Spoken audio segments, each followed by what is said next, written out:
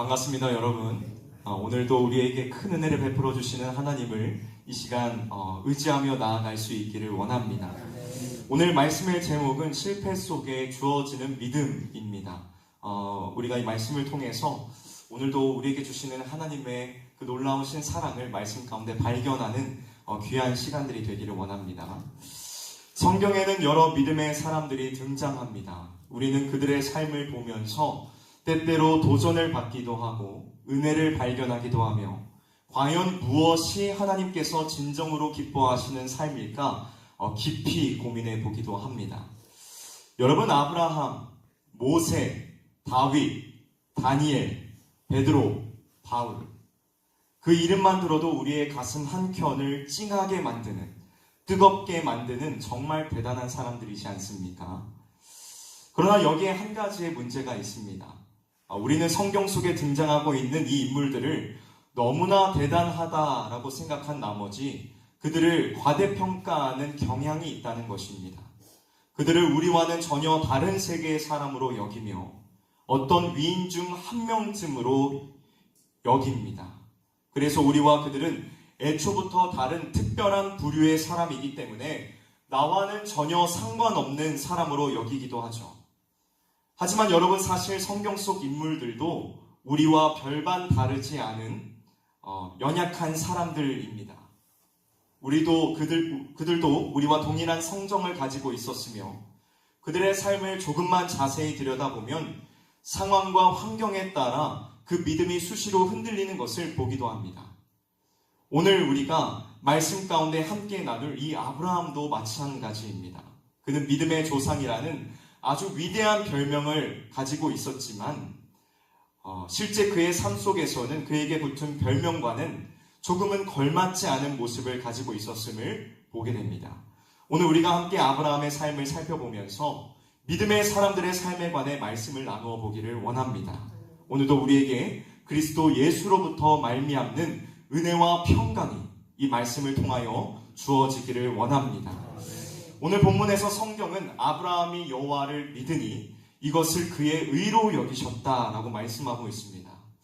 그런데 여러분, 과연 성경에 기록되어 있는 것처럼 아브라함이 온전히 하나님을 믿었다라고 말할 수 있을까요? 여기서 한 가지 오해하지 마셔야 될 것은 제가 지금 성경이 잘못되었다라고 말하고 있는 것이 아닙니다. 아브라함은 분명 하나님의 약속과 말씀을 믿고 신뢰했습니다. 그럼에도 불구하고 제가 여러분들에게 이러한 질문을 드리는 것은 성경이 이렇게 기록을 하고 있는 이유를 우리가 한번 깊이 생각을 해보자는 것입니다.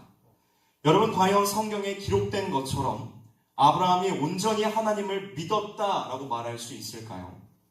물론 아브라함은 하나님의 말씀을 따라 본토, 친척, 아버지의 집을 떠나 축복의 땅인 가나안으로 향하였습니다. 시족 공동체를 이루었던 당시 사회 문화적인 특성들을 고려할 때에 자신이 살던 지역을 떠나 전혀 알지 못하는 다른 곳으로 거처를 옮긴다는 것은 자신뿐만 아니라 모든 가족 구성원 전체를 위기에 빠뜨릴 수 있는 아주 위험천만한 일이었습니다.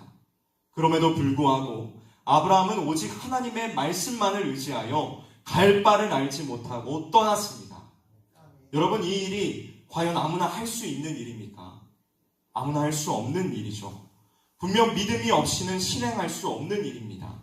여기까지만 보면 아브라함은 대단한 믿음을 소유하고 있었음이 분명합니다. 그러나 진짜 문제는 이후부터 시작되게 됩니다. 하나님께서 아브라함을 부르실 때에 그에게 약속을 주셨습니다. 이것은 우리는 언약이라고 부르죠. 아브라함이 하나님과 맺은 언약의 내용은 내가 민족을 이루고 내 이름을 창대케 할 것이며 너는 복이 될 것이라는 것이었습니다. 처음 아브라함은 하나님께서 주신 이 약속을 굳게 믿으며 약속의 땅에 잘 머물렀습니다. 그런데 시간이 조금 흘러 가나안 땅에 기근이 들자 그는 하나님께서 주시겠다 말씀하신 약속의 땅을 떠나 애굽으로 향하게 됩니다. 그리고 그곳에서 아내 사라를 누이라고 속였다가 빼앗길 위기에 처하고 말죠. 어쩌면 애굽으로 향하는 아브라함의 목적은 하나님과 맺은 약속을 지켜내기 위한 것이었는지도 모릅니다. 하나님의 약속을 이룰 대상자인 자신이 심한 기근 속에 신변에 문제가 생기게 되면 하나님과 맺은 약속에도 차질이 생기기 때문에 그러한 상황이 일어나는 것을 막기 위하여 나름대로 고심한 끝에 풍요로운 땅 애굽으로 내려간 것이었는지도 모른다는 것입니다. 그러나 결과는 어땠습니까? 아내를 빼앗겨 더욱더 큰 위기를 초래하고 말았습니다. 물론 우리는 하나님께서 아브라함과 그의 아내를 생각하셔서 애굽 왕 바로와 그 나라 사람들이 아브라함과 사라를 해하지 못하고 오히려 애굽의 각종 보화와 재산을 얻어 다시금 가나안 땅으로 되돌아가게 되었다는 것을 잘 알고 있습니다. 그러나 이것이 과연 아브라함의 믿음으로 인한 결과였느냐라고 묻는다면 그 질문에는 여전히 고개를 갸웃할 수밖에 없고 의문을 가질 수밖에 없습니다. 이것은 명백한 실패인 것이죠. 오늘 이 본문도 마찬가지입니다. 창세기 15장 1절은 이후에 라는 말로 시작을 하고 있습니다. 이것은 아브라함이 포로로 잡혀버린 조카 롯을 구출하기 위하여 그돌라오멜을 비롯한 여러 연합국 왕들을 물리친 그 이유를 말하고 있는 것입니다. 1절의 말씀을 살펴볼 때에 연합국 왕들에게서 놀라운 승리를 했음에도 불구하고 아브라함은 어떤 두려움과 공포심에 사로잡혀 있던 것으로 보입니다. 그때 하나님께서는 환상 중에 그에게 임하셔서 두려워하지 말며 내가 너의 방패와 지극히 큰 상급이 되어주시겠다 말씀하십니다. 그런데요 여러분, 이 말씀을 대하는 아브라함의 반응이 조금 이상합니다. 아브라함이 무엇라 말씀하고 있을까요? 본문 2절과 3절을 우리가 함께 읽어보도록 하겠습니다. 시작. 아브라함이 이르되 주 여호와여 무엇을 내게 주시려 하나이까? 나는 자식이 없사오니 나의 상속자는 이 다메섹 사람 엘리에셀이니이다. 아브라함이 또 이르되 주께서 내게 씨를 주지 아니하셨으니 내 집에서 길린 자가 내 상속자가 될 것이니이다. 그의 말은 곧 이런 것입니다. 하나님, 나에게 자식을 주시겠다고 약속하시더니 도대체 언제 주실 것입니까?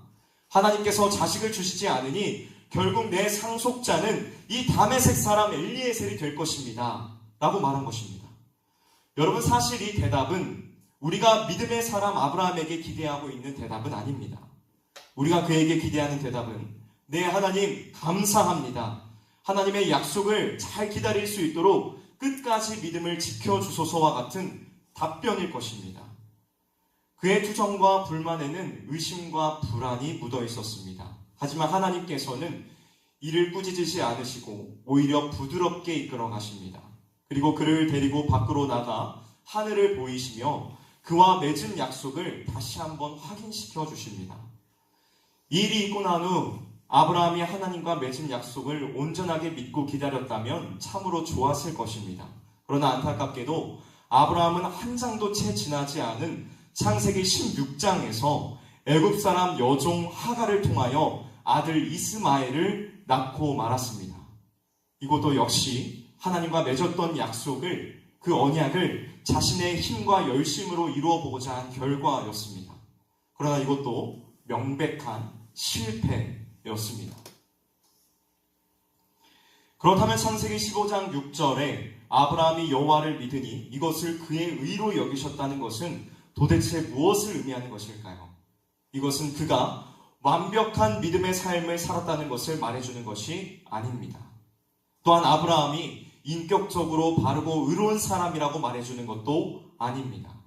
이것은 그가 자신의 연약함 중에서도 하나님을 끊임없이 바라보았으며 하나님의 은혜를 간절히 원했다는 것이고 하나님의 약속 안에서 그리스도로 말미암은 구원을 바라보는 믿음을 소유했다는 것을 의미하는 것입니다. 물론 이러한 믿음은 아브라함 자신 안에서 나온 것은 아니었습니다.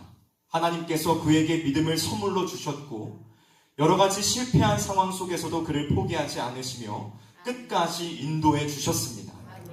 사랑하는 성도 여러분, 우리도 오늘 말씀에 나온 아브라함처럼 믿음의 실패한 삶을 살아갈 때가 참으로 많습니다. 하나님의 말씀을 듣고 그 말씀에 충실한 삶을 살아가려고 부단히 노력하고 애쓰지만 번번이 실패하며 믿음의 연약함만을 발견하는 것이 우리의 삶 아닙니까? 하나님께서 분명한 약속을 주셨음에도 불구하고 눈앞에 있는 현실을 보며 두려워하고 때로는 인간적인 방법으로 문제를 해결하려고 하는 믿음 없는 자의 모습이 오늘날 우리의 모습 아닙니까?